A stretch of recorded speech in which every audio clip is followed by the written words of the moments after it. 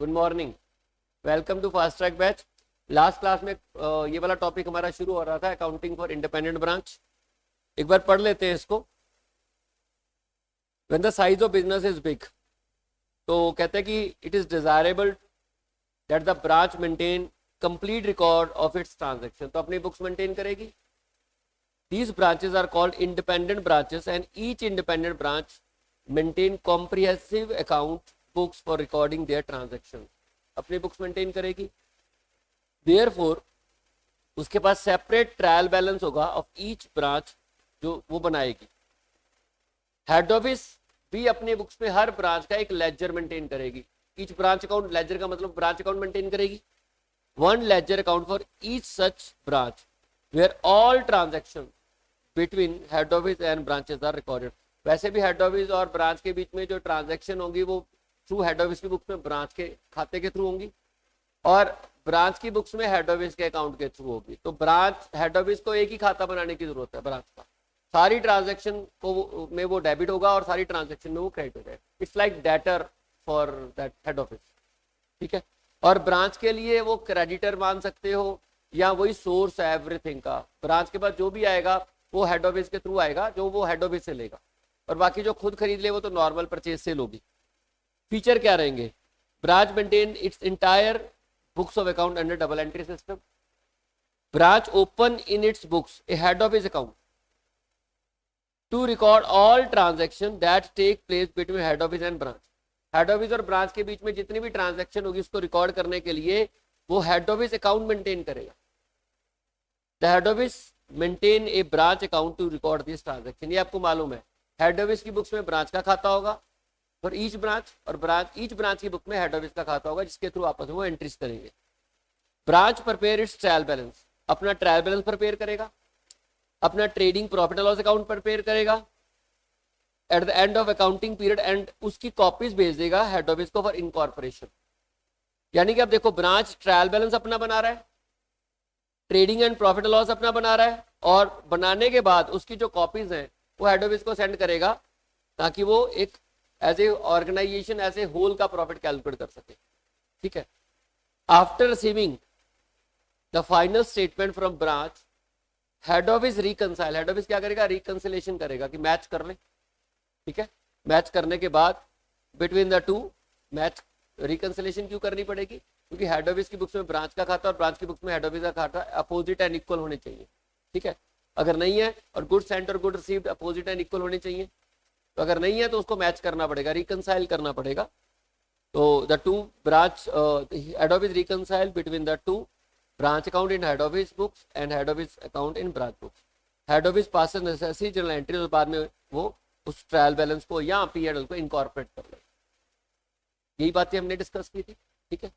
The head office account in branch books and branch account in head office books is maintain respectively. वो ये आपको मालूम है कि हेड ऑफिस की बुक्स में ब्रांच का खाता बनाया जाता है और ब्रांच की बुक्स में हेड ऑफिस का खाता।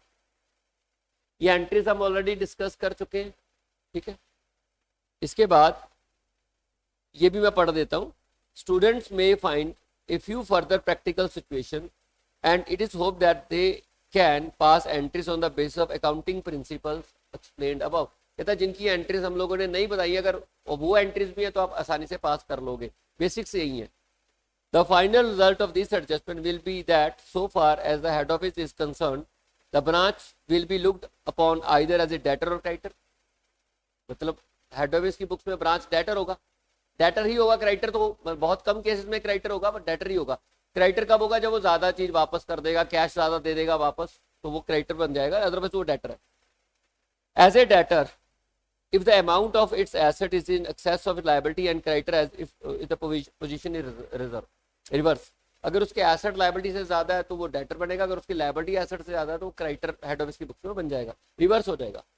ए debit balance in the branch account should always be equal to the net asset at the branch. क्योंकि देखो कैपिटल क्या होता है?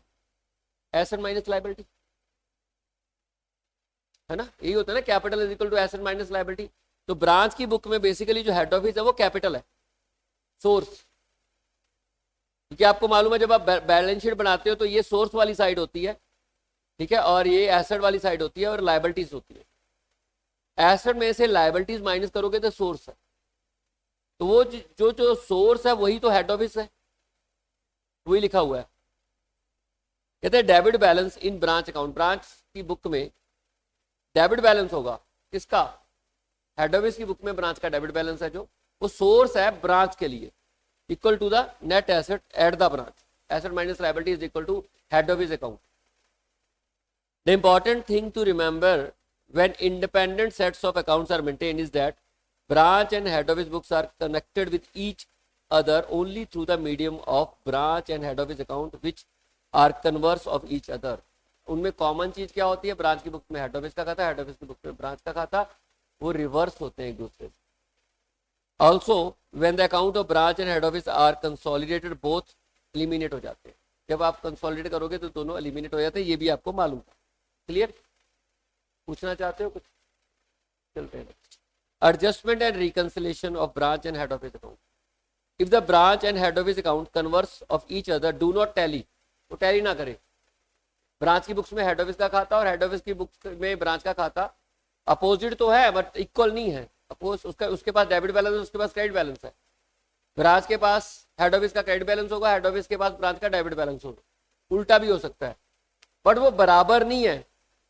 ठीक है, they must be reconciled before the preparation of final account of concern as a whole, उसको reconcile करना पड़ेगा।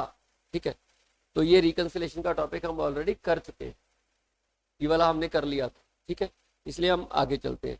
डिफरेंस क्यों आएगा, क्यों reconciliation करना पड़ेगा, ये भी हम ऑलरेडी डिस्कस कर चुके हैं। ठीक है, ये वाला एग्जाम्पल हमने कर लिया था।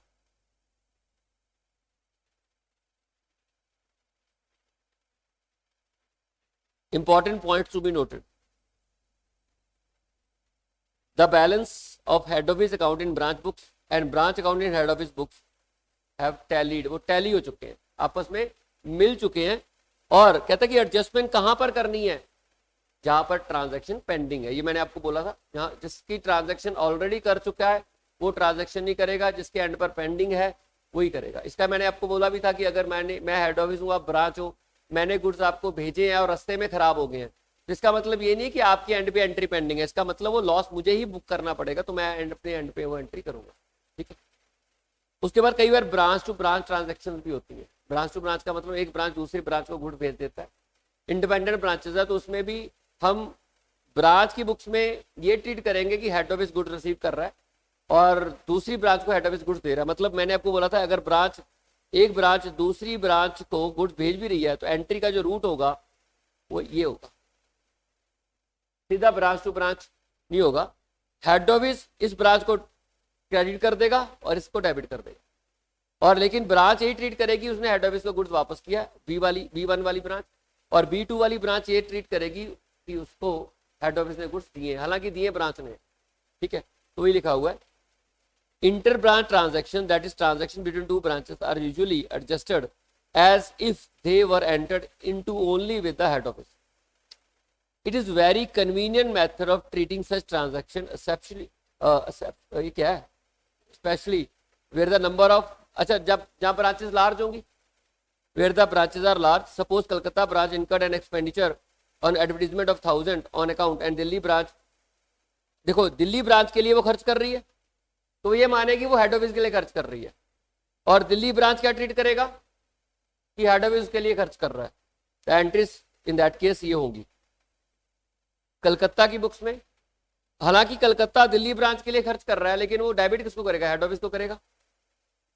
और सिमिलरली दिल्ली ब्रांच में एडवर्टीजमेंट आएगी, हालांकि उसके लिए कलकत्ता ब्रांच खर्च कर रही है बट वो क्रेडिट किसको करेगा, हेड ऑफिस को। और हेड ऑफिस क्या ट्रीट करेगा कि दिल्ली ब्रांच को पैसे दिए हैं और कलकत्ता से लिए हैं। ठीक है, फिक्स एसेट का पॉइंट मैं आपके साथ ऑलरेडी डिस्कस कर चुका हूं कि फिक्स एसेट कई केसेस में अकाउंट जो है वो हेड ऑफिस मेंटेन कर लेता है। जब हेड ऑफिस मेंटेन करता है, एसेट ब्रांच के पास होता है, डेप्रिसिएशन भी वही रिकॉर्ड करेगा, लेकिन मेंटेन कौन कर रहा है, हेड ऑफिस। तो एंट्री इन केस में ब्रांच अकाउंट डेबिट तो ब्रांच एसेट हो जाएगा, ये हेड ऑफिस की बुक्स में एंट्री होगी। और ब्रांच की बुक में क्या एंट्री होगी, depreciation account debit to head office. हम ऑलरेडी इस बात को डिस्कस कर चुके हैं एंट्री से। और ये भी बात मैं आपको ऑलरेडी बता चुका हूं, head office expenses charge to branch, head office के खर्चे ब्रांच को चार्ज किए जाएंगे। ये भी हम ऑलरेडी डिस्कस कर चुके हैं कि बहुत सारे कॉमन खर्चे होते हैं जो हेड ऑफिस इनकर करता है, जैसे R&D का खर्चा हो सकता है या एडमिनिस्ट्रेशन का खर्चा हो सकता है जो हेड ऑफिस इनकर करता है और बाद में वो ब्रांचेस को चार्ज कर देता है। तो पहले वो इनकर करेगा, मान लीजिए general administration expenses to bank, और बाद में वो इन सर्विसेज का बेनिफिट तो अल्टीमेटली ईच ब्रांचेस को मिलता है, तो उनमें बांट देता है, क्योंकि ब्रांच की एडमिनिस्ट्रेशन भी तो हेड ऑफिस ही कर रहा होगा। फिर बांटने का तरीका क्या, अपने वो जनरल एडमिनिस्ट्रेशन को क्रेडिट कर लेगा और ब्रांच को डेबिट कर लेगा, और ब्रांच क्या करेगी, अपनी बुक्स में एडमिनिस्ट्रेशन का खर्चा डेबिट कर लेगी और हेड ऑफिस को क्रेडिट कर लेगी। तो वो वाला पॉइंट है, ये हम ऑलरेडी कर चुके हैं।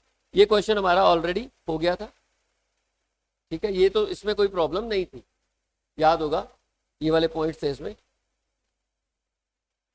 ठीक है। तो अब देखो हमने जो अभी तक डिस्कस किया वो पहले ही हमने डिस्कस कर लिया था ओरली, तो इसमें अभी तक कोई फर्क नहीं है। आगे चलते हैं। Incorporation of branch balance in head office book. Branch के बैलेंस अगर आपको हेड ऑफिस की बुक्स में इनकॉर्पोरेट करने होंगे तो कैसे करेंगे, वो वाला टॉपिक है ये, देखिए।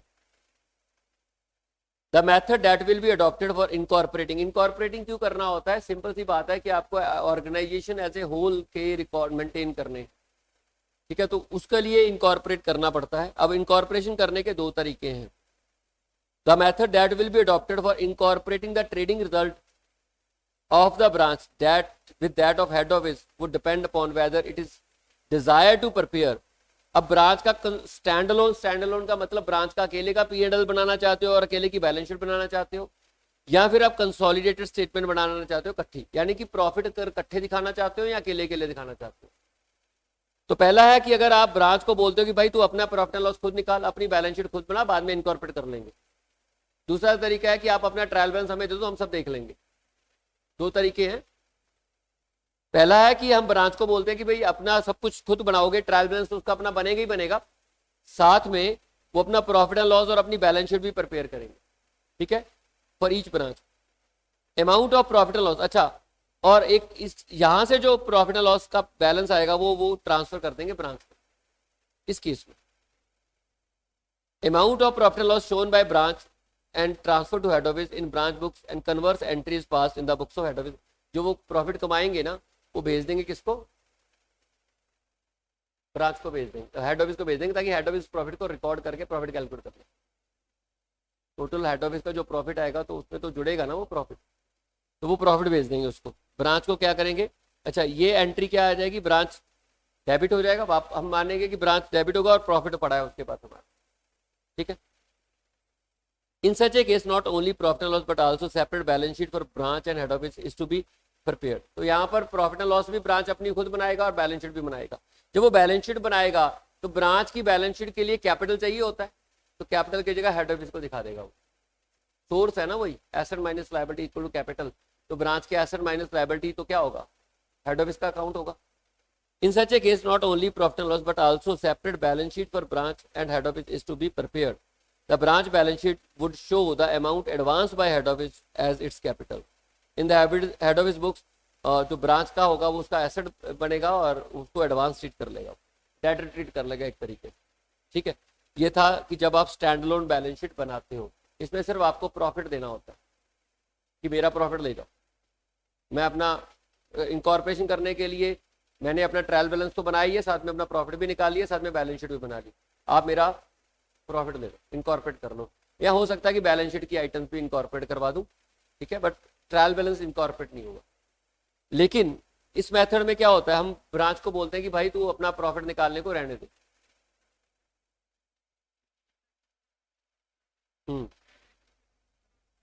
अपने प्रॉफिट में जोड़ लेगा ना, ब्रांच का डेबिट हो गया,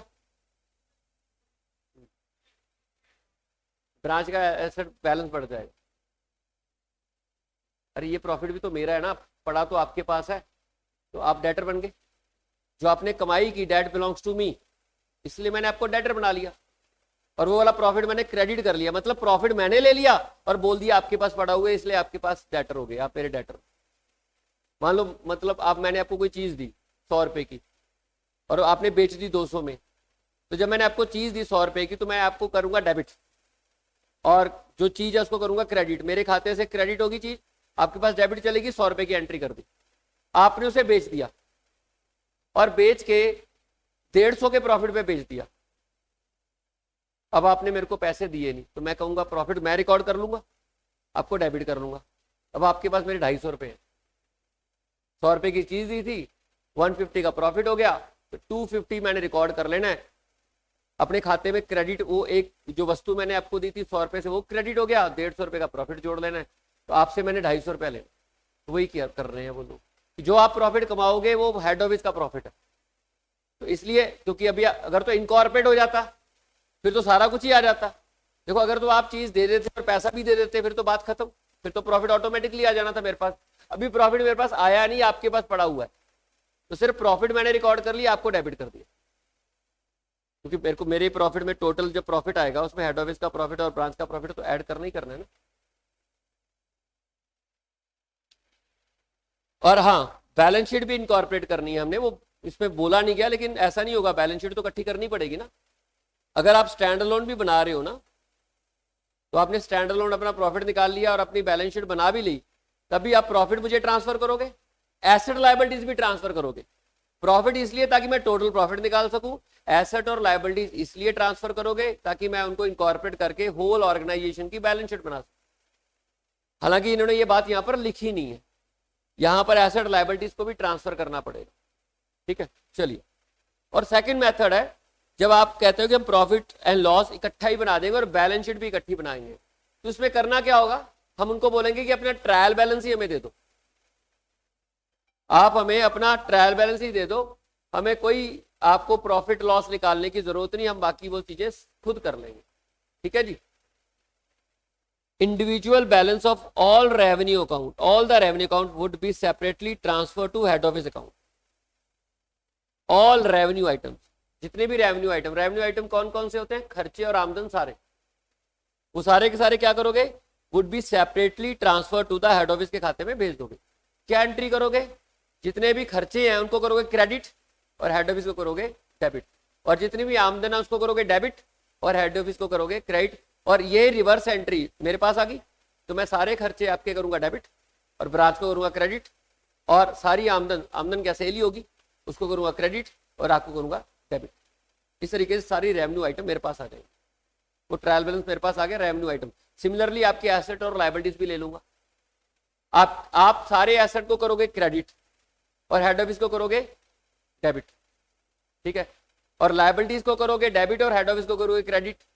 मैं भी कन्वर्स एंट्री पास कर लूंगा, मैं सारे आपके एसेट को ब्रांच एसेट बना के डेबिट कर लूंगा, हेड ऑफ ब्रांच को कर लूंगा क्रेडिट, और ब्रांच लायबिलिटीज को क्रेडिट करूंगा और ब्रांच को करूंगा डेबिट, और एज ए रिजल्ट सारा आपका ट्रायल बैलेंस उठ के मेरे पास आ जाएगा। Now what I have to do, मैं बना लूंगा अपना कंबाइंड कंसोलिडेटेड P&L और कंसोलिडेटेड बैलेंस शीट, मेरी बुक्स में आपका खाता और आपकी बुक्स में मैच कर जाएगा। उससे पहले रिकंसिलेशन कर लेंगे, ठीक है, अगर डिफरेंस है उसको एडजस्ट कर देंगे, रिकंसिलेशन करके ट्रायल बैलेंस इनकॉर्पोरेट करूंगा। ठीक है, कहते हैं कि individual balances of all the revenue accounts would be separately transfer to the head office account by debit और credit in the branch book, and the converse entry would be passed in the head office book. The effect thereof will be of similar to the amount of net profit or loss of the branch having been transferred, since it would be composed of the balances that have been transferred. मतलब वही चीज है, net effect same ही आएगा, profit transfer कर दो या revenue transaction सारी transfer कर दो, नेट इफेक्ट उतना ही आएगा। इट्स लाइक प्रॉफिट ट्रांसफर, मतलब नेट इफेक्ट क्या, ई वाली एंट्री का नेट इफेक्ट आ जाएगा, ये वाली एंट्री का नेट इफेक्ट आएगा ना। और वैसे भी अगर आप देखो, एक बताओ जरा, आप कर रहे हो, सपोज करो ये 100 रुपए की एंट्री है, ठीक है, 100 रुपए का प्रॉफिट है, आपने सारे के सारे एसेट ट्रांसफर कर दिए, ये हेड ऑफिस की बुक्स में है, तो हेड ऑफिस क्या करेगा, ब्रांच एक्सपेंसेस डेबिट करेगा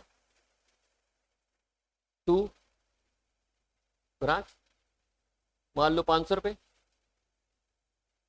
सारे के सारे एक्सपेंसेस आ गए, और फिर वो क्या करेगा, ब्रांच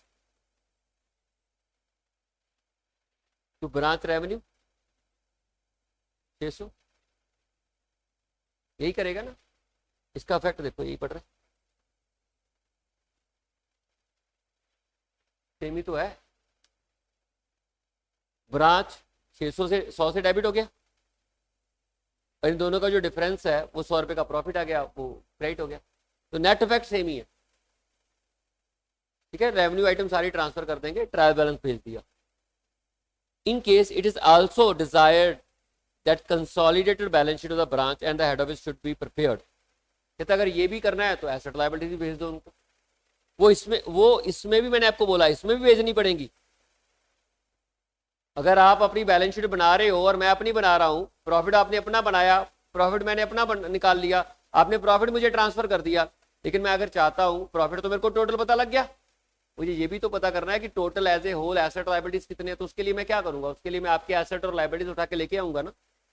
तो वो चाहे आप पहले वाला मेथड फॉलो कर रहे हो ये वाला, चाहे ये वाला मेथड फॉलो कर रहे हो, कोई अंतर नहीं है, क्योंकि दोनों में एसेट लायबिलिटीज में कोई चेंज ही नहीं है। दोनों को मैं अपनी बुक्स में इनकॉर्पोरेट करूंगा। In case it is also desired that consolidated balance sheet of the branch and the head office account should be prepared, it will also be necessary to transfer the balance of assets and liabilities of the branch to the head office. The adjusting entry that would be passed in this respect in the books of branch as shown below. तो head office को debit करेंगे, सारे asset credit कर देंगे और सारी liabilities debit करेंगे और हेड ऑफिस को क्रेडिट कर देंगे। Converse entries are pass in the head office book, reverse entry head office book में पास कर लेंगे। ठीक, इस तरीके से इनकॉर्पोरेशन हो जाएगा। It is obvious that after aforementioned entries have been passed, the branch account in the head office book and head office account in the branch books will be closed. आपस में मैच कर जाएंगे ना, क्योंकि reverse balance होता है। और अगर वो रिकनसाइल्ड है तो बराबर भी होंगे, तो कैंसिल हो जाएंगे। And it will be necessary to restart them at the beginning of the next month. और अगले साल मंथ या अगले ईयर नेक्स्ट ईयर में जब वो एंट्रीज होंगी तो रिवर्स करके फिर से उनके अकाउंट्स में डाल देंगे। हमारी बुक से वो एंट्रीज निकल जाएंगी, हेड ऑफिस की बुक्स में और ब्रांच की बुक्स में वापस चली जाएंगी। एसेट लायबिलिटीज की एंट्री होंगी ना, रेवेन्यू तो खत्म होगी। रेवेन्यू का तो प्रॉफिट आया था, प्रॉफिट तो हम लोगों ने हेड ऑफिस के खाते में जोड़ दिया, बचा क्या, एसेट और लायबिलिटीज। वो मैं आपको वापस दे दूंगा और अपने पास रख लूंगा, आपको वापस दे दूंगा और आपकी बुक्स में वो वापस से रिकॉर्ड हो जाएगा ओपनिंग एंट्रीज के रूप में। आप ऑल ब्रांच एसेट आप डेबिट कर लोगे, लायबिलिटीज को क्रेडिट कर लोगे और डिफरेंस आपका हेड ऑफिस का खाता आ गया, आपके पास वो वापस रिकॉर्ड हो जाएंगे। और मैं जब आपको भेजूंगा तो ब्रांच की लायबिलिटीज को सारी को डेबिट कर दूंगा, ब्रांच के एसेट को क्रेडिट कर दूंगा मेरी, और जो डिफरेंस आएगा ऑटोमेटिकली ब्रांच का बैलेंस होगा, तो वो मेरी बुक्स में एंट्री हो जाएगी। मेरी बुक्स में ब्रांच का जो डेबिट बैलेंस आ जाएगा, आपकी बुक में हेड ऑफिस का क्रेडिट बैलेंस आ जाएगा, मैच कर जाएगा और दोबारा से अगला साल फिर से स्टार्ट। ठीक, तो यही है। और ये क्वेश्चन भी आई थिंक इसमें भी कोई प्रॉब्लम नहीं थी, ये भी हम लोगों ने डिस्कस सही कर लिया था, ये कर लिया था, ये तो लास्ट टू लास्ट क्लास में ही कर लिया था, है ना, इसमें कोई प्रॉब्लम नहीं है ये वाला। नेक्स्ट, यहां से हमारा क्वेश्चन था जो कल स्टार्ट किया था, पर इसको देख लेते हैं, दोबारा से देख लेते हैं।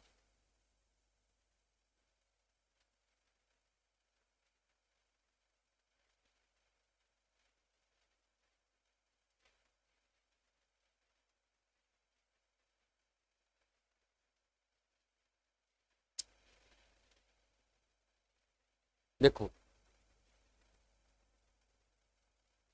affix of Calcutta has a branch at Delhi to which goods are supplied from Kolkata, but the cost thereof is not recorded in the head office books.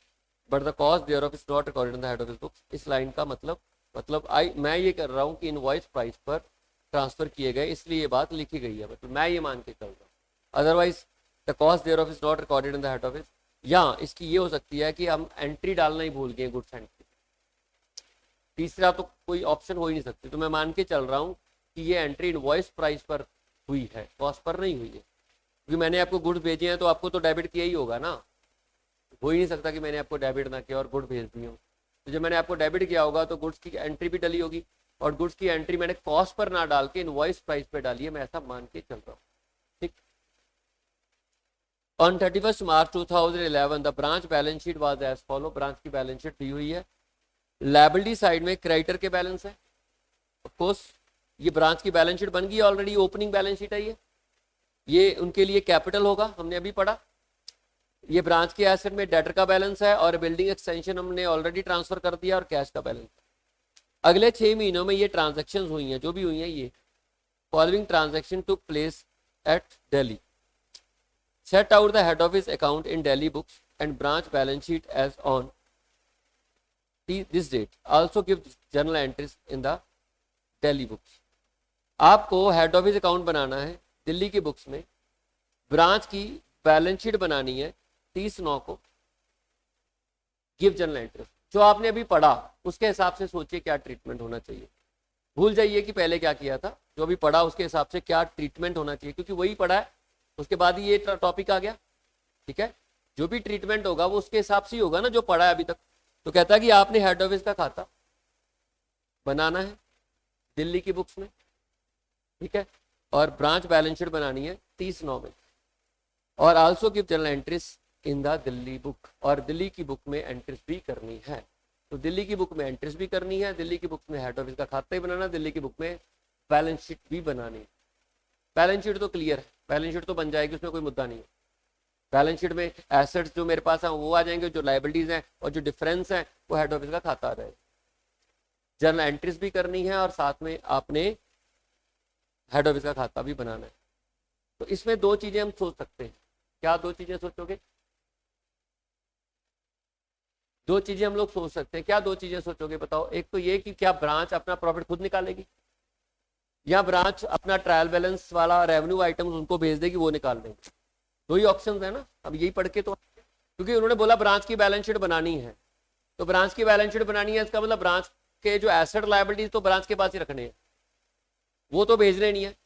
Branch का जो रेवेन्यू का चक्कर है वो क्या करना है, ब्रांच के रेवेन्यू का चक्कर, या तो हम लोग उनके प्रॉफिट को बनाए, ठीक है, खुद निकाल ले, प्रॉफिट कैलकुलेट कर ले, और दूसरा कि उनको दे दे रेवेन्यू ट्रांजैक्शन, तो प्रॉफिट निकाल लेंगे, वो निकाल लेंगे। तो कैसे करना है? क्योंकि दोनों का मतलब सेम है, हम प्रॉफिट कमा भी लेंगे, तब भी हम ब्रांच को डेबिट, पीएनएल को, हेड ऑफिस को क्रेडिट करेंगे, पीएनएल को डेबिट कर देंगे, उनको दे देंगे प्रॉफिट। अगर मैं अपना प्रॉफिट निकाल भी लेता हूं अपनी बुक्स में, अपने प्रॉफिट को कैलकुलेट भी कर लेता हूं, तब भी अल्टीमेटली एंट्री क्या होगी? मैं अपना प्रॉफिट उनको ट्रांसफर करूंगा ना। मैं बैलेंस शीट में अपने एसेट बनाऊंगा, बैलेंस शीट में अपनी लायबिलिटीज बनाऊंगा, प्रॉफिट उनको दे दूंगा। अपनी बुक्स में प्रॉफिट नहीं मैं दिखाऊंगा, सिर्फ एसेट लायबिलिटीज रह जाते हैं, प्रॉफिट मैंने उनको दे देना है। यह काम करते ना, सारी रेवेन्यू, खर्चे और आमदनी उनको ट्रांसफर कर देते हैं, वो प्रॉफिट अपने आप निकाल लेंगे, हमारे पास एसेट लायबिलिटीज बच जाएंगे, इसकी एंट्रीज हम कर लेंगे। दोनों में से कुछ भी कर लो, पर क्योंकि यहाँ पर हेड ऑफिस का खाता बनाने को बोला, तो ट्रांजैक्शन तो उनको ट्रांसफर करने के लिए होनी चाहिए, तभी हेड ऑफिस का खाता बनाओगे। इसका मतलब रेवेन्यू ट्रांजैक्शन इन्होंने उनको भेज देनी है, सारी की सारी रेवेन्यू ट्रांजैक्शन इन्होंने हेड ऑफिस को भेज देनी है, वो अपने प्रॉफिट कैलकुलेट कर लेंगे, ठीक है, और फिर हम बैलेंस शीट बना लेंगे। यही किया है इन्होंने भी, चेक कर लेते हैं क्या चीज। जो एंट्रीज इनकी, देखो कुछ एंट्रीज तो इनकी करनी पड़ेंगी ना, प्रीपेड आउट, वो तो पेंडिंग है, हम मान के चलेंगे। बाकी सेल की एंट्री हो चुकी है, परचेज की, जो आउटस्टैंडिंग प्रीपेड है उसकी एंट्री करनी पड़ेगी। करनी नहीं, प्रीपेड की तो की होंगी ना, सेल की तो मान के चल रही है, ट्रांजैक्शन ऑलरेडी हो चुकी होंगी, ठीक है। कल पता नहीं मेरे दिमाग में क्यों नहीं आई ये चीज, ये सेल रिकॉर्ड हो चुकी है तो एंट्री तो भाई डली होगी ना, डेटर रिकॉर्ड हो चुकी है, कैश रिसीव हो चुका है। हाँ हाँ, नहीं नहीं, अगर आप सोचो, ठीक है, ये देखो, अगर आप सेल यहाँ पे डाल रखी है, तो सेल ब्रांच की बुक्स में सेल कहाँ से आई होगी? या तो आप सिंपली ये बोलोगे कि सिर्फ ट्रांजैक्शन है, एंट्री उन्होंने की नहीं हुई है, ठीक है। हाँ, अगर आप इसको सिंपल ये बोलते हो, कल बोल रहे थे ट्रांजैक्शन है, फिर तो एंट्री नहीं की होगी इन्होंने, तो एंट्री तो करनी पड़ेगी। बट इन्होंने कहा, इन्होंने ये अज्यूम कर रखा है कि ये तो सेल परचेज की एंट्री तो आपने की होंगी ना। देखो सिंपल सी बात है, ब्रांच की बुक्स बना रहे हैं, वो आपसे ये वाली एंट्रीज नहीं करवाएंगे, वो आपसे इनकॉर्पोरेशन की ही एंट्रीज करवाएंगे। हाँ, इसको देख के लगता है कि ये एंट्रीज नहीं डली होंगी, इसलिए इसको भी डालना चाहिए। बट ऑब्वियस ही बात है कि अगर आप ये एंट्री भी करोगे, फिर उनको ट्रांसफर भी करोगे, और फिर बहुत बड़ा क्वेश्चन बन जाएगा। तो इसमें से जो एंट्री पेंडिंग है, एक तो आउटस्टैंडिंग प्रीपेड की एंट्रीज पेंडिंग होंगी, वो तो है ही है ना। जब आप फाइनल अकाउंट तैयार करते हो तो जो पेंडिंग एंट्री है, चाहे वो आउटस्टैंडिंग की हो, चाहे वो प्रीपेड की हो, चाहे वो डेप्रिसिएशन की हो, वो कर देंगे। और फिर हमारे रेवेन्यू आइटम्स तैयार है, उनको भेज देंगे, लो जी बना लो, प्रॉफिट निकाल लो। उनको जब ट्रांसफर कर दोगे तो अल्टीमेटली क्या हो जाएगा, उनके पास चला गया, और जो बचा उसका हम बैलेंस शीट में डाल देंगे। हमारा हेड ऑफिस का खाता है ना जो, वो क्रेडिट बढ़ जाएगा क्योंकि प्रॉफिट भी उनको चला गया तो वो भी चला जाएगा। ठीक है, मतलब हमने सारी रेवेन्यू आइटम्स उनको दे दिए। देख लो, कुछ पूछना पूछ लो, सोच लो कौन कौन सी एंट्रीज होंगी, फिर आगे चलते हैं।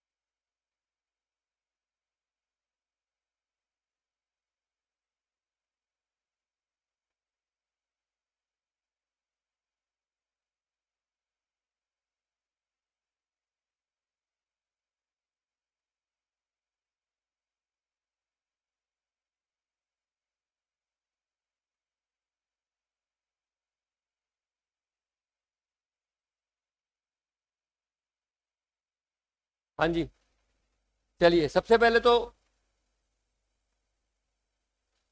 आउटस्टैंडिंग प्रीपेड की एंट्रीज कर ली होगी इन्होंने। ठीक है, जो भी सैलरी एडवांस है उसको डेबिट कर दिया, मतलब पूरे रेडी कर लिया पीएनएल बनाने के लिए, और पीएनएल खुद नहीं बनाया, ये उनको भेज दिया हेड ऑफिस को। ठीक है, और ये प्रीपेड की एंट्री कर ली, और ये देखो सारी की सारी एंट्रीज हेड ऑफिस को ट्रांसफर कर दी, डेबिट कर दिया उसको। रेवेन्यू आइटम सारी, दो तरीके हैं ना, या तो उनको ट्रायल बैलेंस दे दो या खुद बना लो, बना के प्रॉफिट ट्रांसफर कर दो। ठीक है, अब आप देखो, आप बोलोगे सर ये वाली ऑप्शन क्यों है, क्योंकि उन्होंने डेट ब्रांच की बुक्स में हेड ऑफिस का खाता मांगा है, तो कुछ एंट्रीज होंगी तभी आप कर पाओगे। ठीक है, और ये आपके डेबिट वाले साइड सारी खर्चे उनको चले गए, क्रेडिट कर दिया, और ये आपके इनकम्स वाले खाते हैं उनको डेबिट कर दिया, और एक बिल्डिंग का खाता भी इनको ट्रांसफर कर दिया, क्योंकि बिल्डिंग का अकाउंट वही मेंटेन कर रहे हैं ना। ये देखो, building extension account close by transfer to head office, तो ये जो बिल्डिंग का खर्चा हुआ वो भी उनको ट्रांसफर कर दिया, बिल्डिंग को हमने क्रेडिट कर दिया जो भी खर्चा हुआ, और हेड ऑफिस को डेबिट कर दिया। ठीक है, होगी एंट्रीज। अब इन्हीं एंट्रीज का लेजर बन जाएगा, रिकनसाइल्ड ऑलरेडी है, रिकन्सिलेशन का पॉइंट नहीं है यहाँ पर, बैलेंस ब्रॉट डाउन ये आ जाएगा। सारे के सारे ये वाली आइटम्स को 88,400 है, तो देखो 88,400 की एंट्रीज होगी, और ये वाली आइटम्स 2,41,200 है, 2,41,200 होगी। बिल्डिंग का 4,000 का खाता हो गया, ये बैलेंस आ गया 2,78,400। और एक और चीज, प्रॉफिट भी उनको ट्रांसफर हो गया ना, प्रॉफिट भी तो ट्रांसफर हो गया उनको। ये देखो खर्चे डाल रहे हैं इतने, हाँ ठीक है, ये जो है प्रॉफिट आया लॉस आया वट एवर, तो आई थिंक एक मिनट, सेल कितनी ट्रांसफर हुई है, ये वाली आइटम्स उनको मिल गई क्रेडिट साइड में, और ये वाले खर्चे डेबिट हो गए, उनके पास चले गए, तो प्रॉफिट भी ट्रांसफर हो गया। और अगर हम खुद पीएनएल बना के करते तो प्रॉफिट करते तो भी इतना ही ट्रांसफर होना था उनको। बिल्डिंग हमने ट्रांसफर कर दी है, और ये बैलेंस बच गया आपके पास। ठीक है, और बैलेंस बच गया, बस बाकी की हेड ऑफिस का बैलेंस शीट बना लेनी है। डेटर का बैलेंस निकालना पड़ेगा हमें, डेटर का बैलेंस पता नहीं है, ओपनिंग डेटर है, क्रेडिट सेल पता है हमें, कैश रिसीव पता है, और ये डेटर का बैलेंस निकाल लेंगे। इसके लिए इन्होंने डेटर का खाता बनाया हुआ, आप तो वर्किंग नोट वैसे ही बना लेना। ये देखो ओपनिंग बैलेंस था ब्रांच के पास, ये सेल की ब्रांच ने ये कैश कलेक्टेड हो गया, ये डिस्काउंट दे दिया, ये बैलेंस आ गया डेटर का ब्रांच के पास। ठीक है, तो वो बना लिया। एडवांस सैलरी ऑटोमेटिकली एंट्री पता है आपको, प्रीपेड इंश्योरेंस पता है, बिल्डिंग एक्सटेंशन उनको भेज दिया, कैश इन हैंड और कैश एंड बैंक निकालना पड़ेगा, ये कैश एंड बैंक अकाउंट बना लिया, निकालना पड़ेगा। वो पता नहीं है, हमें क्लोजिंग बैलेंसेस पता नहीं है, बट पता है आई थिंक, है ना। एक मिनट, पता है, ये बनाने की जरूरत ही नहीं थी, क्लोजिंग बैलेंस दिए हुए हैं कैश इन हैंड और कैश इन बैंक, ये तो बनाने की जरूरत ही नहीं थी एज सच, ये हम रिकॉर्ड कर लेंगे, वही है सेम। तो कैश इन हैंड और कैश और बैंक का लेजर बनाने की जरूरत ही नहीं थी, क्या जरूरत थी, क्यों बनाया इन्होंने, हाँ वैसे मतलब जरूरत नहीं थी इसकी, ठीक है। और नेक्स्ट है आपके पास, उसके बाद आप क्रेडिटर का खाता बनाया, क्रेडिटर का क्लोजिंग बैलेंस डालने के लिए, उसमें आपके पास बैलेंस ब्रॉट डाउन हो गया और परचेज हो गए हैं, परचेज के बाद और कैश पेमेंट होगी क्रेडिटर को, डिस्काउंट अर्नड हो गया और साथ में बैलेंस कैरी डाउन हो गया, ये इस तरीके से बैलेंस आ जाएगा, ठीक है। This is all about this question. I think अब बेटर हो गया होगा, चीजें क्लियर हो गई होंगी, है ना। अब चलते हैं नेक्स्ट क्वेश्चन के ऊपर। Ring bell limited, ring bell limited Delhi has a branch at Bombay where separate set of books is used. Separate books maintain कर रहे हो। The following is the trial balance. Following is the trial balance extracted on 31 December 2011. ये देखो head office का trial balance है और ये branch का ट्रायल बैलेंस है। Difference between balances of current account in two sets of books is accounted for as follow. Cash remitted by branch on this date but received by head office on next date, यानी कि next year में होगा तो ये cash in transit होगा। Stock stolen in transit from head office and charge to branch by head office but not credited to head office in the branch books as branch manager decline to admit any liability not covered by insurance. तो वही चीज है, head office ने goods transfer किए, रस्ते में खराब हो गए, ब्रांच उनको एडमिट नहीं कर रहा, उनको रिकॉर्ड नहीं कर रहा क्योंकि अनइंश्योर्ड है, लॉस नहीं बुक करेगा ब्रांच, इसलिए हेड ऑफिस को एंट्री लॉस की खुद डालनी पड़ेगी, रिवर्स करनी पड़ेगी, ठीक है। Give the branch current account in head office books after incorporating branch trial balance through journal. Branch का करंट अकाउंट बनाना है और आप देखो इनकॉर्पोरेट करना है ब्रांच का ट्रायल बैलेंस, ब्रांच का करंट अकाउंट बनाना है, हेड ऑफिस की बुक्स में बनाना है, और इनकॉर्पोरेशन भी करना है आफ्टर इनकॉर्पोरेटिंग ट्रायल बैलेंस। तो ये वाला जो ट्रायल बैलेंस है ना, ये वाला ब्रांच का, ये उठा के कौन ले जाएगा, हेड ऑफिस ले जाएगा, बस यही बनाना है आई थिंक,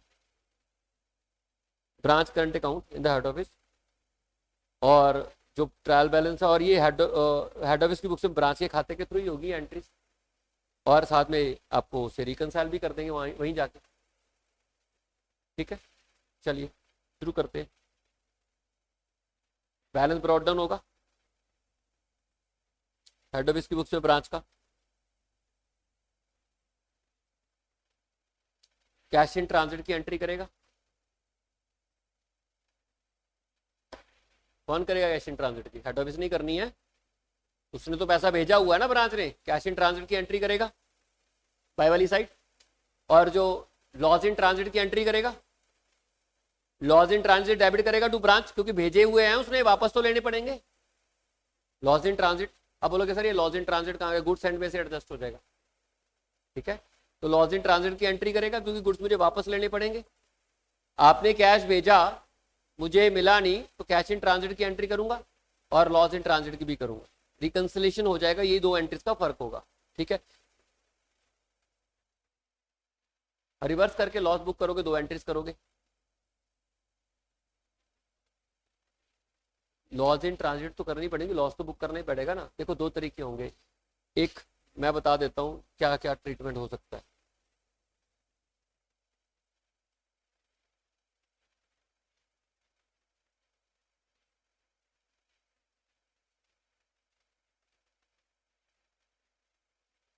चल पड़े,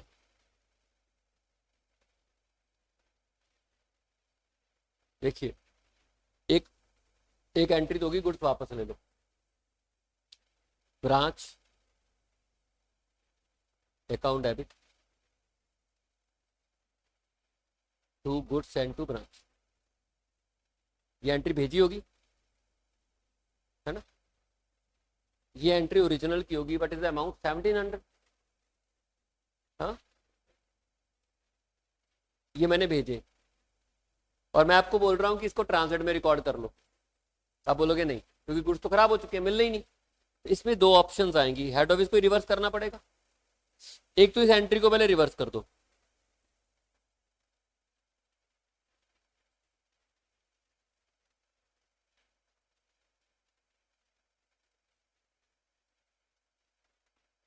$1700 वापस ले ली,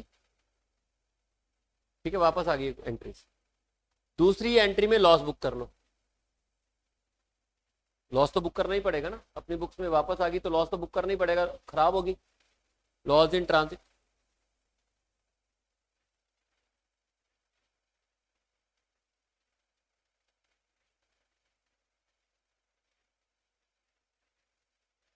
ठीक,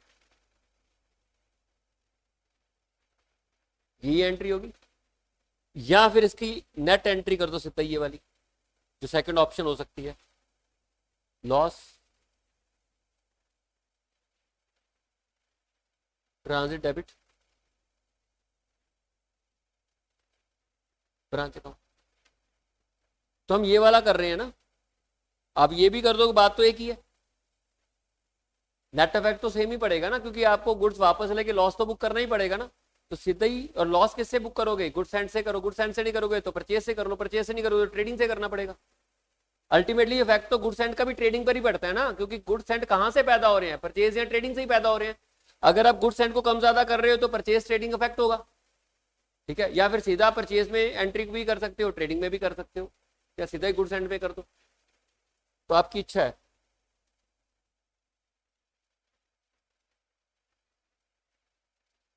तो आप देखिए, तो मैंने आपको बोला कि बैलेंस ब्रॉट डाउन कर लेंगे टू वाली साइड में, हेड ऑफिस की बुक्स में ब्रांच का current account to balance brought down 1,33,710। By वाली साइड दो एंट्री चलेंगे रिकंसिलेशन करने के लिए, कैश इन ट्रांजिट की, एक लॉस इन ट्रांजिट की, एक 1700 की और दूसरी 3000 की, ठीक है। उसके बाद ये सारा ट्रायल बैलेंस उनको भेज देंगे, ठीक है। क्या क्या भेजना है, फिक्स एसेट को, फिक्स एसेट प्रॉफिट भी ट्रांसफर करेंगे ना, सारा कुछ ही ट्रांसफर करेंगे, प्रॉफिट ट्रायल बैलेंस उन्होंने बना रखा है वो सारा इनकॉर्पोरेट करने को बोल रहे हैं, फिक्स एसेट को करेंगे, हमें उनको मिल जाएगा fix asset to branch, head office की बुक्स में fix asset to branch, profit है ब्रांच टू प्रॉफिट, ठीक है।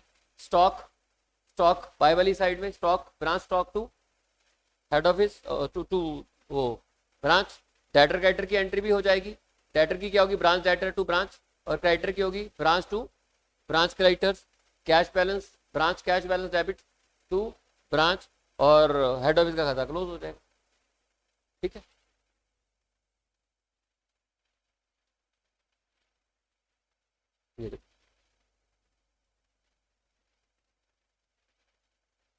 ये एंट्रीज कर दी, ठीक है। चलिए नेक्स्ट, ये उनका टोटल प्रॉफिट हो गया बाद में इकट्ठा। अब आप देखिए incomplete information in branch book, if it is desired that profitability of the branch should be kept secret, कहता है कि अगर ब्रांच हेड ऑफिस ये कहता है कि ब्रांच को पता ना चले कि वो कितना कमा रहा है, तो सारी जानकारी नहीं देता उसको। If it is desired that profitability of branch should be kept secret from branch staff, the head office would hold back some key information from the branch, कुछ की इंफॉर्मेशन वो ब्रांच को देते नहीं है, जैसे ओपनिंग स्टॉक नहीं देते हैं कितने का है, कॉस्ट ऑफ गुड्स सेंट नहीं दे रहे हैं, कॉस्ट ऑफ गुड्स सेंट की इंफॉर्मेशन नहीं दे रहे हैं, ठीक है। Head office in such case would maintain a record of goods sent to branch by passing the entry, तो हेड ऑफिस इसकी एंट्री कर लेता है, और ऑफकोर्स हेड ऑफिस को यही एंट्री करनी होती है, ऑलवेज करता है ये तो, पर ये जानकारी ब्रांच को नहीं देता। The value of closing stock will also be adjusted only in the head office book, branch को ना क्लोजिंग स्टॉक की वैल्यू पता होती है, उनको तो गुड्स मिल जाते हैं, बेचने को बोल दिया जाता है, हालांकि वो गुड रिसीव की एंट्री करते होंगे और बेचते भी होंगे, ठीक है। In such a case for closing its books at the end of the year the branch will simply transfer various revenue accounts to the head office without drawing of the trading and profit loss. ऐसे case में branch अपना profit calculate नहीं कर पाएगा, क्योंकि उनके पास जानकारी पूरी नहीं है, इंफॉर्मेशन पूरी नहीं है उनके पास, तो वो इन्फॉर्मेशन पूरी ना होने की वजह से वो अपना ट्रायल बैलेंस कंप्लीट उतना ही बनाएंगे जितनी इन्फॉर्मेशन है, तो ऑफकोर्स वो ट्रेडिंग पीएनएल नहीं बना पाएंगे। तो उनको करना क्या होगा फिर इन दैट केस, वो सारे का सारा जो ट्रांजैक्शन ईयर एंड पर उनकी इकट्ठी हुई होंगी वो उनको हेड ऑफिस को देनी पड़ेगी, क्योंकि जानकारी तो हेड ऑफिस के पास है सारी। ठीक है, अब इसी बेसिस के ऊपर ये वाला क्वेश्चन किया था कि उनके पास पूरी जानकारी नहीं है, तो उनको जो ट्रांजैक्शन पता है वो ले लो और खुद उनका प्रॉफिट एंड लॉस अकाउंट बना दो। किसका? ब्रांच का। कौन बनाएगा? Head office. हेड ऑफिस के पास पूरी जानकारी, ब्रांच के पास पूरी जानकारी नहीं है क्योंकि हमने दी नहीं उनको। अरे ताकि वो प्रॉफिट ना कैलकुलेट कर सके, अगर ज्यादा प्रॉफिट कैलकुलेट करेंगे उनको पता चल जाएगा तो they could ask for more commission. ठीक है, कुछ ज्यादा पैसे की डिमांड करेंगे, तो वो इसलिए on that basis supplemented by record of the transaction maintained by head office, on that basis supplemented by the record of transaction maintained at the head office, it will be possible to construct the trading and profit and loss account of the branch। कहते हैं कि कुछ जानकारी branch से आ गई, कुछ head office ने maintain कर रखी थी और इकट्ठा करके उन्होंने प्रॉफिट बना दिया उनको। उसी के बेसिस के ऊपर ये क्वेश्चन है। आइए अब देखते हैं, इसी सेंस में इस क्वेश्चन को पढ़ते हैं। ठीक है, Messrs Ramchand and company Hyderabad have a branch in Delhi. The Delhi branch deals not only in goods from head office but also buys some auxiliary goods and deal in them। तो ये clear है कि कुछ गुड्स उनको head office से मिल जाते हैं और कुछ वो खरीदते हैं, उनसे उनके साथ डील करते हैं। They however do not prepare any profit and loss but close all accounts to the head office at the end of the year and open them afresh on the basis of advice from the head office। The fixed asset account are also maintained at the head office। ठीक है, ज्यादातर information head office के पास रहती है। The goods from head office are invoiced at selling price to have a profit of 20% on sale price. Invoice कर दिया ताकि उनको कॉस्ट ना पता चले।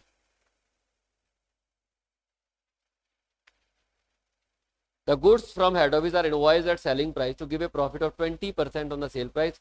The goods send from branch to head office are at cost. Of course ये branch की cost होगी, ये इनवॉइस प्राइस ही होगा। ठीक है, वापस आते होंगे जो कुछ। From the following prepare branch trading and profit and loss account and branch fixed asset account in the head office books। ये दे रखा है, ये ट्रायल बैलेंस है। ठीक है, ब्रांच का, और ये जानकारी अलग है। इससे अंदाजा लगता है इस इंफॉर्मेशन से कि ब्रांच के पास पूरी जानकारी नहीं है, क्योंकि पूरी जानकारी होती तो भाई ये ओपनिंग स्टॉक वगैरह ब्रांच के पास होता। ब्रांच के ट्रायल बैलेंस में होना चाहिए था ना ये ओपनिंग स्टॉक जो हेड ऑफिस के पास है। यहां से अंदाजा लग गया कि ये वो वाला क्वेश्चन है जिसमें पूरी जानकारी ब्रांच के पास नहीं है। अदरवाइज ना, अगर आप ये जानकारी को एज सच नहीं ट्रीट करोगे तो क्वेश्चन नॉर्मल ट्रीट करोगे, फिर नॉर्मल ट्रीट करोगे तो फिर वही है जो हम कल कर रहे। ये मतलब देखो है तो धक्का ही है, बट करना पड़ेगा हमें भी, क्योंकि ऐसा होता नहीं है। अगर आप मान लो मैं आपको good send to invoice price पे भेज ही रहा हूं तो आपको तो वैसे नहीं पता मेरी कॉस्ट। ओपनिंग प्राइस भी अगर मैं इनवॉइस प्राइस पे दे रहा हूं तो आपको मेरी कॉस्ट कहां से पता लग जाएगी? आप सही प्रॉफिट जान ही नहीं पाओगे। एक बार बताओ, मैं इंडिपेंडेंट ब्रांच मेंटेन करता हूं, मैं हेड ऑफिस हूं, आप ब्रांच हो, मैं 100 की चीज आपको 150 में दे रहा हूं, बोल रहा हूं 200 में बेच, आपको तो ये लगेगा ना कि मैं 50 रुपए का प्रॉफिट कमा रहा हूं। असली प्रॉफिट तो मुझे मालूम है ना। इन दैट केस आल्सो बात तो एक ही है ना। अब ये कह रहा है कि नहीं, आप पूरी जानकारी नहीं दोगे, ओपनिंग स्टॉक की जानकारी नहीं देनी, गुड्स एंड इनवॉइस प्राइस पे भेज देंगे। वो तो all the cases goods and invoice price पे ही जाते हैं। ओपनिंग स्टॉक की जानकारी नहीं दी, गुड्स एंड की कॉस्ट नहीं बताई है, फिक्स एसेट के खाते खुद मेंटेन कर लिए हैं, डेप्रिसिएशन का अंदाजा नहीं लगेगा ताकि आपको डेप्रिसिएशन का पता ना चले, ताकि आप प्रॉफिट ना निकाल पाओ। उस पर्पस के लिए ये है। और वो तो अगर आप दिमाग लगा के सोचोगे ना तो वो अदरवाइज भी सेम ही पर्पस सर्व हो रहा था जब पहले कर रहे थे। आपको क्या मालूम है कितना प्रॉफिट कमा रहा हूं? जब मैंने 100 की चीज आपको 150 में दी, 50 तो मैंने तब कमा लिए, और बाकी मेरे को आप कमा के दे रहे हो। आप मेरे को मान लो 20 रुपए कमा के दे रहे हो तो आपको तो यही लगेगा ना कि 20 रुपए कमा के दे रहा हूं, हालांकि मैं 70 कमा रहा हूं, क्योंकि 50 रुपए की तो मैंने इनवॉइसिंग कर दी थी आपको। बट एनी हाउ ये दिया हुआ है तो देखना पड़ेगा। द ब्रांच बैलेंस, और this is the only question जो इस तरीके से किया गया। The branch balance as on 1 January 2011 were as under, और मुझे पूरा यकीन है कि ये क्वेश्चन बदला जाएगा, ये चेंज होगा, क्योंकि ये एज पर द कंसेप्ट नहीं है। फर्नीचर 5000, सन्ड्री डेटर 9500 के, cash creditor the closing stock at branch of the head office goods at invoice price 3000 and debt of purchase goods at cost 1000, depreciation 10% on branch asset. ठीक है, और अगर आपको बोला जाए कि आप ये बना दीजिए कि फ्रॉम द फॉलोइंग ब्रांच का ट्रेडिंग P&L अकाउंट बनाओ, तो आप कैसे बनाओगे? आप लोडिंग थोड़ा ना हटाओगे, नहीं हटाओगे, इन्होंने हटाई हुई, ठीक है, क्यों हटाई हुई है वही मुझे समझ में नहीं आ रहा। मुझे ये नॉर्मल क्वेश्चन ही लगता है, जैसे हम नॉर्मल करते हैं, ब्रांच की परचेज पता है, गुड रिसीव्ड ब्रांच के पता है, सेल पता है, प्रॉफिट निकाल दो, ठीक है। इन्होंने अपना प्रॉफिट भी ओवरऑल प्रॉफिट निकाला हुआ, मतलब एक प्रॉफिट होता है ना हेड ऑफिस से ब्रांच और ब्रांच टू कस्टमर, ब्रांच का प्रॉफिट ये आएगा, इन्होंने ये निकाला हुआ है, हेड ऑफिस टू कस्टमर का सीधा ही निकाला हुआ है। इन्होंने ये वाली प्रॉफिट को भी रिकॉर्ड किया वहां पर और ये वाले प्रॉफिट को भी रिकॉर्ड किया, क्योंकि जब गुड सेंट वो कॉस्ट पे रिकॉर्ड कर रहे हैं ना, तो वो ये वाला प्रॉफिट भी ले रहे हैं। तो मतलब जनरली जब इंडिपेंडेंट ब्रांच है तो आप प्रॉफिट ब्रांच का इतना ही रिकॉर्ड करोगे, आप रिकॉर्ड कर रहे हो हेड ऑफिस टू कस्टमर सीधा ही, ठीक है। तो मैं आपको यही रिकमेंड करूंगा, ये क्वेश्चन मत पढ़ना, ठीक नहीं है क्वेश्चन, पेपर में तो आने का सवाल ही पैदा नहीं होता। हमें खामखा कंफ्यूजन बढ़ेगा जब आप तैयारी कर रहे होगे ना, ऐसे क्वेश्चन को पढ़ के पुराने के जो कंसेप्ट होते हैं वो भी उस पर भी डाउट पैदा हो जाता है। हाँ, अगर आपने करना ही है तो ये जो है ना, ये इनवॉइस प्राइस पे आएगा, ये कॉस्ट पे ले लिया इन्होंने, इनवॉइस प्राइस पे ही आना चाहिए। इनवॉइस प्राइस पे है, कॉस्ट पे लिया हुआ है, कॉस्ट पे है, ये आपको लेना नहीं, ये वाला सॉरी, ये मुझे पूरे पढ़ के कहीं अंदाजा नहीं हुआ कि ये ऐसे करना चाहिए। ये तो डिपेंडेंट ब्रांच में होता था, याद होगा आपको, मैं लोडिंग हटाता रहता था साथ साथ। डिपेंडेंट ब्रांच में head office to branch, branch to customer, उसमें ना ब्रांच का प्रॉफिट होता ही नहीं था, मैं ब्रांच को बोल देता कि भाई 100 की चीज ले 100 में बेच दे, ठीक है। तो ये डिपेंडेंट ब्रांच की तरह कर रहे हैं, तो मुझे नहीं लगता कि ये सही है, इस क्वेश्चन को आप रहने देना, मत कर, ठीक है। सही तरीका तो यही है कि यहाँ पे ये, हाँ स्टॉक रिजर्व डलता, P&L में स्टॉक रिजर्व डलता, गुड रिसीव 50,000 के आते, गुड रिटर्न भी जो भी था वो आता, और नीचे जाके जो माल नहीं बिका उस पर स्टॉक रिजर्व निकल जाता, बाकी सारी चीजें सेम है। स्टॉक रिजर्व तो डाला ही नहीं इन्होंने, हाँ तो उसी पे डलता, उतना ही डलता ना, स्टॉक रिजर्व क्लोजिंग स्टॉक पे ही डलता है, और ओपनिंग का स्टॉक रिजर्व ऐड हो जाता, क्लोजिंग का स्टॉक रिजर्व माइनस हो जाता, ठीक है। चलिए अब बच गया फॉरेन ब्रांचेस। फॉरेन ब्रांचेस करने से पहले हमें पढ़ना पड़ेगा AS 11 अकाउंटिंग स्टैंडर्ड 11 पढ़े बिना हम फॉरेन ब्रांचेस को नहीं कर पाएंगे। तो अब देखिए हमारे इनलैंड ब्रांचेस सारी होगी थी, डिपेंडेंट और इंडिपेंडेंट होगी हैं। डिपेंडेंट में 3 मेथड थे हमारे, debtor, stock and debtor and final account method, और दूसरा था एक होलसेल ब्रांच भी हम लोगों ने कर ली थी। और होलसेल हालांकि डिपेंडेंट ब्रांच थी, पर उसमें कंसेप्ट ये था कि हम लोग उसको होलसेल प्राइस पे दे रहे थे और फिर वो आगे कस्टमर को बेच रहा था, जो माल नहीं बिकता था उसका स्टॉक रिजर्व हटा देते थे। It's like independent branch, books head office maintain कर रहा था। और इंडिपेंडेंट ब्रांच में हमारे 3 टॉपिक है, एक तो रिकंसाइल करने को बोल देते हैं, एक वो एंट्रीज करने को बोल देते हैं, एक एंड में इनकॉर्पोरेट करने को बोल देते हैं। प्रॉफिट लॉस या तो ब्रांच की बुक्स में बनाने को बोल देंगे, इनकॉर्पोरेट करने को बोल देंगे। तो इंडिपेंडेंट ब्रांचेस हमारी होगी हैं। अब हमारी फॉरेन ब्रांचेस बची हुई हैं, फॉरेन ब्रांचेस में हमें AS 11 पढ़ना है, पहले हम AS 11 पढ़ेंगे, उसके बाद फॉरेन ब्रांचेस के क्वेश्चन करेंगे, जो कि हम कल की क्लास में करेंगे, ठीक है। Thank you.